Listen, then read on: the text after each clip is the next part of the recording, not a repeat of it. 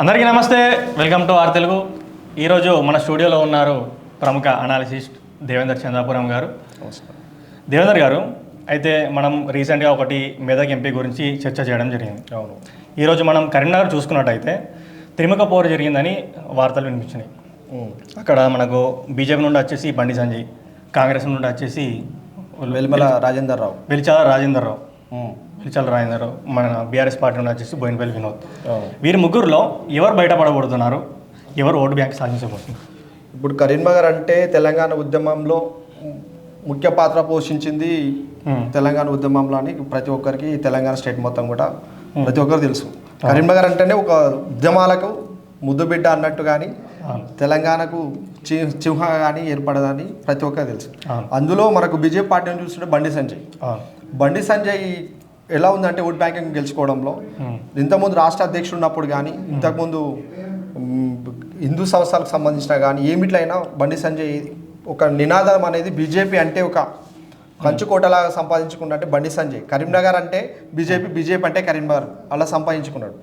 అలాంటి టైంలో రాష్ట్ర అధ్యక్షుడు ఉన్నప్పుడు బీజేపీ పార్టీ ఉద్యమ పార్టీగా ఇక్కడ నుంచి స్థాపించి నుంచి ఒక ఎంపీగా నేను ఉన్నాను కాకుండా ఒక బీజేపీ కార్యకర్తగా ఉండి పనిచేసింది కాబట్టి రాష్ట్ర అధ్యక్షుడు ఇచ్చినప్పటి నుంచి ఆయన పార్టీకి ఎన్ని సేవలు చేసిండు. ఒక యువత నాడి తెలుసుకుంటే ఈరోజు బండి సంజయ్ అక్కడ ఓట్ బ్యాంకింగ్ సంపాదించుకోవడంలో కానీ 2019 ఎలక్షన్లో గెలిచినప్పటి నుంచి కూడా ఎంపీగా తను పనిచేయడం అనేది ప్రతి ఒక్కరికి చూసినాము. ఇప్పుడు కరీంనగర్ అంటేనే బండి సంజయ్ అంటే కరీంనగర్ తెలిసినట్టు తెలంగాణ మొత్తం తెలిసింది అక్కడ. అయితే అక్కడ ఏంటంటే కరీంనగర్ స్థానంలో కరీంనగర్ అసెంబ్లీ నియోజకవర్గం గంగుల కమలాకర్ ఉన్నాడు. అవును, చుట్టూ కూడా కాంగ్రెస్ స్థానాలు ఉన్నాయి. మరి అక్కడ ఎట్లా బండి సంజయ్ ఎట్లా ఓటు బ్యాంక్ ఎట్లా తీసుకొస్తాడు? బండి సంజయ్ అంటే ఇప్పుడు సెంటర్లో మోడీ గవర్నమెంట్ ఉంది కాబట్టి అది ఒక వే. బండి సంజయ్ టాకింగ్ వే కానీ ఒక పబ్లిక్ నాడి మొత్తం తెలిసింది కాబట్టి కానీ ఒక హిందూ పరంగా అయినా రామాలయ నిర్మాణం గురించి కానీ చెప్పుకోవడానికి తను చేసిన సేవలు కానీ తెలంగాణ ఉద్యమంలో కానీ విద్యార్థుల విభాగం నుంచి కొట్లాడడంలో కానీ బండి సంజయ్ ముఖ్య పాత్ర. ఆర్ఎస్ఎస్ నుంచి కానీ ఒకటి మార్క్ అనేది తన బండి సంజయ్కి ఉన్నది. గంగుల కమలాకర్ అంటే తెలంగాణ గవర్నమెంట్ ఏర్పడే ముందు కానీ ఏర్పడ్డాక బోయినపల్లి 2014లో బోయినపల్లి వినోద్ కుమార్ గెలవడం అక్కడ చూసినాం తెలంగాణ ఉద్యమం సెంటిమెంట్ పైన. గంగుల కమలాకర్ అక్కడ ఉండడము ఎమ్మెల్యే కానీ చుట్టుపక్కల మొత్తం కూడా కాంగ్రెస్ ఉన్నాయని చెప్పేసి మీరు అడుగుతున్నారు. కాంగ్రెస్ గవర్నమెంట్ ఇంతకుముందు కూడా కంచుకోట లాగుండే కరీంనగర్కి. టీడీపీ హయాంలో టీడీపీ వాళ్ళకు ఉండే కరీంనగర్లో కాంగ్రెస్ కంటే చాలా కంచుకోట లాగుండే. అలాంటి కంచుకోటను టీడీపీ కొలగొట్టింది.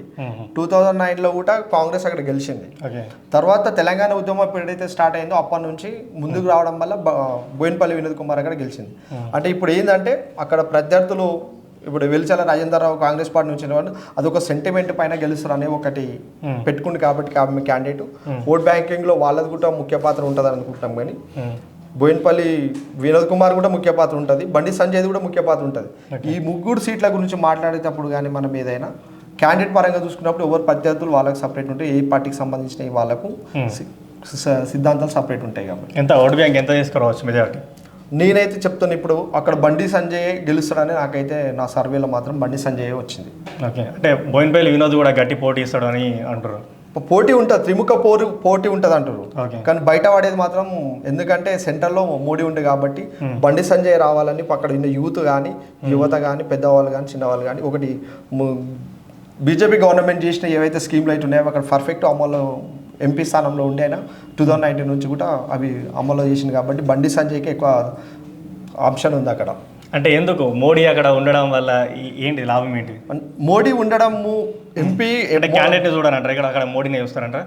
మోడీది 50% ఉంటే క్యాండిడేట్ 50% ఉంటుంది ఎక్కడైనా ఏ కాన్స్టిట్యూన్సీలో అయినా. బండి సంజయ్ అలాంటిది ఏంటంటే మోడీ వేగి ఇంకోటి రాష్ట్ర అధ్యక్షుడు ఉన్నప్పుడు చాలా వేజు పెట్టిండు. తెలంగాణ స్టేట్ మొత్తం కూడా బీజేపీ ఇంతకుముందు పుంజుకోలేము మనం చూసినప్పటికీ. అంతకుముందు కూడా 2014లో కూడా మన బీజేపీ అంటే అదేమో ఉన్నది ఒక సెంట్రల్ అనేది ఒకటి ఉంది. కానీ తెలంగాణలో ఉద్యమంలో మొత్తం యూత్ని నాడి తెలుసుకొని లేపిండంటే సంజయ్. కాబట్టి అక్కడ సెంటిమెంట్గా ఈసారి కూడా కంచుకోటలాగా మళ్ళీ సంజయ్ అనిపిస్తుంది అంటే అనిపిస్తుంది నాకైతే. మొత్తానికి అయితే బండి సంజయ్ బయట పడతాడు.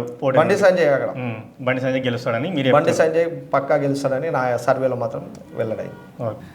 ఓకే వ్యూవర్స్, చూసారు కదా దేవేందర్ చంద్రాపురం గారు చెప్పినటువంటి కరీంనగర్ త్రిముఖ పోరులో బండి సంజయ్ గారు ఈ పోటీ నుండి విన్ అవబోతున్నారని చెప్పడం జరిగింది.